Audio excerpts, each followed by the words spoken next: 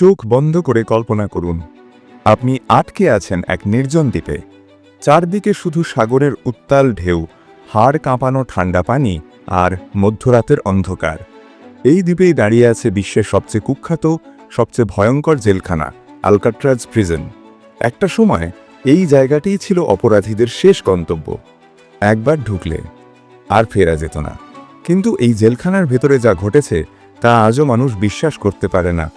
আজ আমরা জানব আলকাট্রাজ প্রিজনের অজানা ইতিহাস, সন্ত্রাসের গা ছমছমে গল্প এবং সেই বিখ্যাত পালানোর রহস্য যেটা আজও এফবিআই পুরোপুরি সমাধান করতে পারেনি। পার্ট 1, আলকাট্রাজের জন্ম। দ্বীপটা আবিষ্কার হয় অনেক আগেই, ঊনবিংশ শতাব্দীর মাঝামাঝি সময়ে।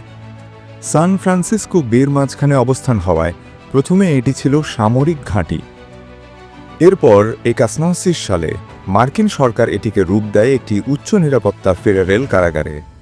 শুরু হয় আলকাট্রাজ ফেডারেল পেনিটেনশিয়ারি নামে জেলখানার ইতিহাস। এই জেলের একটাই উদ্দেশ্য ছিল দেশের সবচেয়ে ভয়ঙ্কর, সবচেয়ে দুর্ধর্ষ অপরাধীদের এমন জায়গায় রাখা যেখান থেকে পালানো প্রায় অসম্ভব। পার্ট 2, এখানে আসতো কারা? এই জেলের ভেতরে জায়গা হতো কেবল সবচেয়ে ভয়ঙ্কর অপরাধীদের।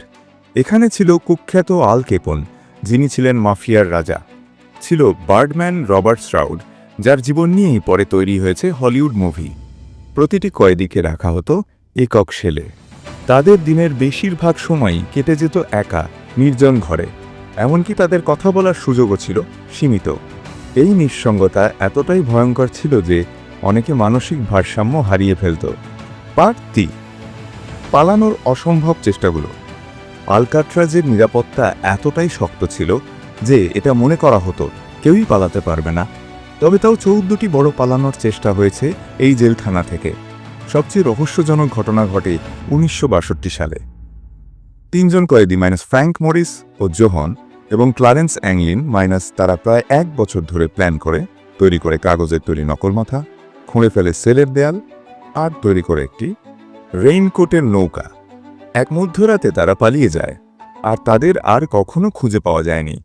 এফবিআই বলেছে তারা মারা গেছে, কিন্তু অনেকেই বিশ্বাস করে মাইনাস তারা সফল হয়েছিল।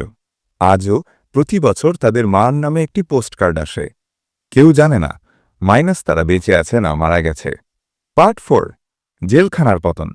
1930 সালে প্রায় মাত্র 29 বছর চলার পর বন্ধ করে দেওয়া হয় এই প্রিজন।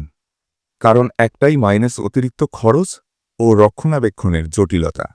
একটি কয়েদিকে আলকাট্রাজে রাখার খরচ ছিল অন্যান্য জেলের চেয়ে 3 গুণ বেশি। তারপর থেকে এটি রূপ নেয় একটি পর্যটন কেন্দ্রে। আজও হাজার হাজার মানুষ এখানে আসে শুধু সেই ভয়ঙ্কর অতীতের ছোঁয়া পেতে। পার্ট 5, আজকের আলকাট্রাজ। আজ আলকাট্রাজ আর কোনো কারাগার নয়, বরং এটা এখন এক ঐতিহাসিক নিদর্শন, যেখানে গিয়ে মানুষ কল্পনা করে কি ভয়ঙ্কর দিন ছিল সেটা, যখন এখানে অপরাধ আর সন্ত্রাসের রাজত্ব চলত। জেলের ভেতরের সেলগুলো এখনও যেমন ছিল তেমনই আছে। গাইডরা পর্যটকদের নিয়ে যায় আর বলে সেই ভয়াল গল্পগুলো। আলকাট্রাজে কোনো মৃত্যুদণ্ড কার্যকর করা হয়নি, তবে অনেক কয়েদি আত্মহত্যা করেছে এবং পালাতে গিয়ে প্রাণ হারিয়েছে। সাগরের ঠান্ডা পানিই ছিল সবচেয়ে বড় প্রহরী। জেলের চারপাশের পানির তাপমাত্রা এত কম ছিল যে সাঁতার দিয়ে কেউ বেশি দূর যেতে পারত না। প্রতিটি কয়েদির সময়সূচি ছিল মিলিটারি স্টাইল। নির্ধারিত সময়ে খাবার, ঘুম, কাজ, যেন এক রোবটের মতো জীবন। ভুতুরে জেল হিসেবেও আলকাট্রাজ বিখ্যাত। অনেকে বলে আজও রাতে কেউ কেউ চিৎকার শুনতে পায় ভেতর থেকে। পালানো 3 কয়েদির গল্প এখনও এফবিআইয়ের খোলা কেস।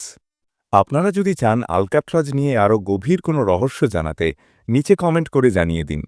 ভিডিও ভালো লাগলে লাইক ও সাবস্ক্রাইব করতে ভুলবেন না।